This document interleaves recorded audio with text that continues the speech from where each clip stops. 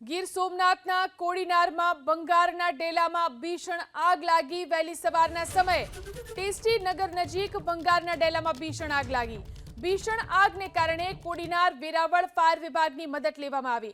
Fire બ્રિગેડે 2 કલાકની મહેનત બાદ આગ ઉપર કાબુ મેળવ્યો। વિકરાળ આગમાં બંગારનો માલ સામાન બળીને ખાખ થઈ ગયો। બંગારના ડેલામાં આગ લાગવા પાછળનું કારણ હજુ પણ અસ્પષ્ટ છે।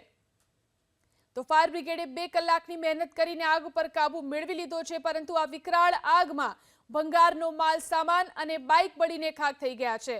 હજુ પણ આગ કયા કારણોસર લાગી હતી તે કારણ જાણી શકાયું નથી।